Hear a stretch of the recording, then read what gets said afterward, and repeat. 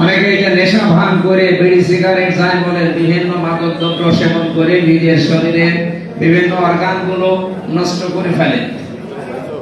এটা কিন্তু নিজের উপরে এক ধরনের অবিচার।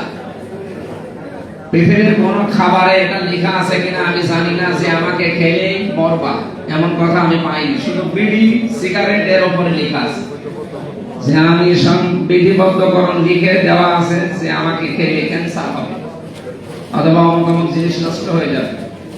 এটা জানার পরে কি মানুষ আল্লাহর নাম নিয়ে ছেড়ে দিয়েছে না আরো বাড়তেছে? এগুলো বাড়ার জন্য যে সমস্ত জায়গা বাংলাদেশে আছে তার ভেতরে মিরপুর ভেড়া মারা আছে এখন। কারণ আপনারা এগুলো বানানোর জন্য যা লাগে এইগুলো আপনারা সাপ্লাই দেন। এই যে মানুষের শরীরের 3.5 হাত বডি, এগুলো তো একটা আমার নিজের না, এগুলো আমার কাছে আমানত ছিল। আমার অলরেডি আমার ভাল্ব আমি নষ্ট করে ফেলছি, আমার কলিজা আমি নষ্ট করে ফেলছি, এমনকি এর দ্বারা আরো অনেকগুলো ক্ষতি হয়। মুখের ভেতরে ক্যান্সার হয়, দাঁত নষ্ট হয়ে যায়, মুখে দুর্গন্ধ তৈরি হয়। এগুলো একটা অবিচার নিজের শরীরের উপরে। ব্যক্তি তার নিজেকে দিয়ে কোনো সময় যেন অন্তত কোন সৃষ্টি জগতের কোনো ক্ষতি না করে। রাস্তা দিয়ে যাচ্ছে, একটা গাছের পাতা টান দিয়ে ছিঁড়ে দিল না, আপনি এটা পারেন না। কারণ কাঁচা পাতা সে জিকির করছে আল্লাহ, স্মরণ করছে আল্লাহকে। আপনি এই যে ছিঁড়ে ফেলে দিলেন, ওর রোদে শুকিয়ে আল্লাহর জিকির বন্ধ হয়ে যাবে। নিজেও তো জিকির করে না, একটা সৃষ্টি করছে তাকে করতেও দেয় না। এটা এই সৃষ্টি জগতের উপরে অবিচার। ন্যায় বিচার আরো যে সমস্ত পর্যায়গুলো আছে, আমরা ওইগুলো এখন আর সময়ও নেই। আপনারা ইঙ্গিত পেলে বুঝলেন যে ন্যায় বিচার কিভাবে করা লাগে। যেখানে যেটা আছে ওখানে ওইটা সঠিকভাবে রাখার নাম হচ্ছে ন্যায় বিচার। আমাদের ব্যক্তিতে, পরিবারে, সমাজে এবং রাষ্ট্রে আমার সন্তানাদি যেভাবে প্রতিপালন করা দরকার, আমি ওই নিয়ম নীতিগুলো ফলো না করে যদি সব ছেড়ে দিয়ে একেবারে নিজের মন মতো চালায়, তাহলে পরিবার সন্তানের উপরে এটা অবিচার, ন্যায় বিচার কায়েম হয়। এরপরে যে সেই জায়গায় দায়িত্বে আছি, বিশেষ করে চেয়ারে বসা আছি আমরা যারা বাংলাদেশে 1628 জন এখন আমরা আছি। এই 1628 জন মানুষ প্রত্যেকেই তার জায়গা থেকে ন্যায় বিচার করা লাগবে, তাহলে বাংলাদেশটা অবিচার মুক্ত হবে। আর এই 1628 জন মানুষ যদি পরিবর্তন না হয়, এরা যদি ন্যায় বিচার কায়েম করতে না পারে, এই বাংলাদেশের 18 না 20 না, এখনো যদি 50 কোটি মানুষ তৈরি হয়, তাও তারা ন্যায় বিচার এই দেশে কায়েম করতে পারবে না। এই জন্য আমাদের উচিত, এটা রেকর্ড হচ্ছে তো এই কারণে বলছি, আমরা এই 1628 জন যারা দায়িত্বে এখন আছি, আমাদের উচিত প্রত্যেকের, আমাদের কুষ্টিয়ার ডিসি এবং এসপি ওনারা যেভাবে চলতে চাচ্ছে বা চলছে, আমার মনে হয় হযরত ওমরের জিন্দেগিটার সামনে অনুসরণ করা দরকার আমাদের। আমি তাদের কাজে খুশি এবং তারা বাস্তবতায় যা দেখাচ্ছে। আজকে পৌরসভাতে একটা মিটিং ছিল 11টা থেকে 1টা পর্যন্ত, 1টা 10 পর্যন্ত।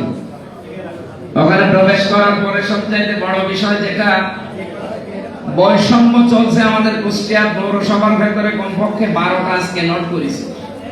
তার ভেতরে অন্যতম বৈশিষ্ট্য হচ্ছে আমি থাকবো একেবারে 20 তলায়, একেবারে মানুষ থাকবে গাছতলায় না। এইটা সম্পদ যেগুলো আসে সরকারি এবং জনগণের যে সম্পদগুলো, এগুলো যেন সুষ্ঠুভাবে বন্টন হয়, সেই নিয়মটা পালন করা।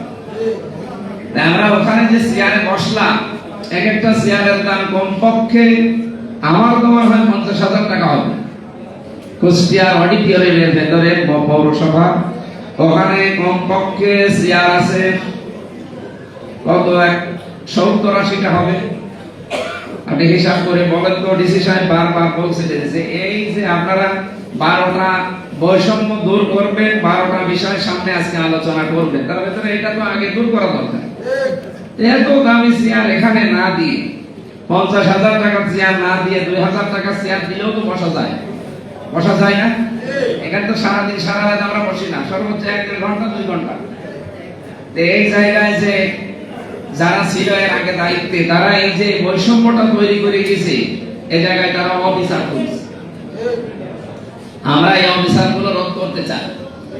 আগামীতে যারাই দায়িত্ব পেয়েছে, শুধু জামাত ইসলামের এই 3 জন না, বিএনপির আর একজন আছে, আমাদের এই 4 জন মিলে আমরা অন্তত কুষ্টিয়াকে সাজাতে চাই যে কোনো জায়গায় যেন অবিচার না থাকে, সব জায়গায় যেন ন্যায় বিচার কায়েম।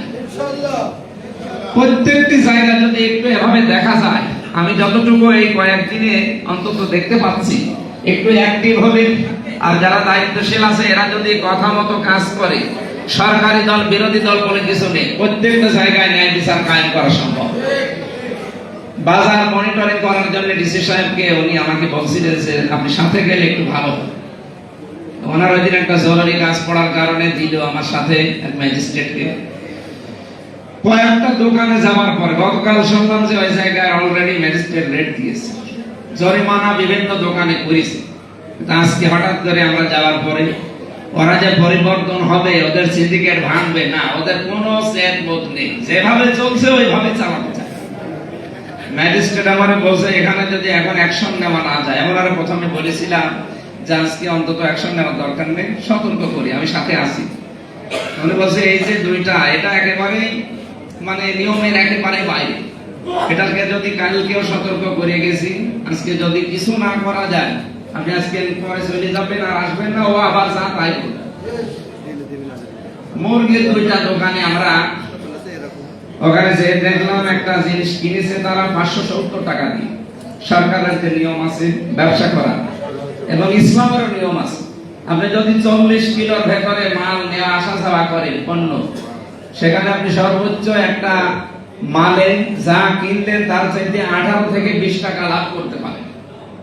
কিন্তু সেই লোকটা বিক্রি করছে 570 টাকা দিয়ে, কিনে 650-60 টাকা লাভ করছে, এক এক কেজিতে 80-90 টাকা। এটা তো ন্যায় বিচার না অবিচার? ওনারা সতর্ক করার পরেও যদি না শোনে, উনি ক্রস দেখাচ্ছে যে আমার এখানে কয়েকটা মুরগি মরে যায়, ওইটা আমি এদের উপরে তুলি, এর কি জবাব ঠিক আছে? তো এরকম যতগুলো জায়গা দেখতে পাচ্ছি, সদর হাসপাতাল, মেডিকেল কলেজ এবং আরো কয়েকটা জায়গা যেহেতু গিয়েছি, পৌরসভা, police line, SP office, DC office, সবগুলো জায়গায় রন্ধ্রে রন্ধ্রে এখন এই অবিচার, দুর্নীতি এটা ছড়ানো। এটা রমজান এসেছে পরিবর্তনের জন্য, আমরাও চাই পরিবর্তন করতে, কিন্তু সাহায্য এবং সহযোগিতা করা লাগবে আপনাদের। আমাকে নির্বাচিত হওয়ার পরে যারা ফুলের মালা দিয়ে বিরোধী দল বলে, আর ওই যে আরো 6 জন ছিল, তারা যেভাবে আশ্বাস দিল যে ভালো কাজে যেখানেই ডাকবেন সেখানে আসি, অথচ এখন ভালো ভালো কাজে যাওয়ার পরে তারা সাহায্য সহযোগিতা দূরের কথা, আরো পেছন দিকে কি করে সে বাংলা কথা বাঁশ দেওয়া যায়।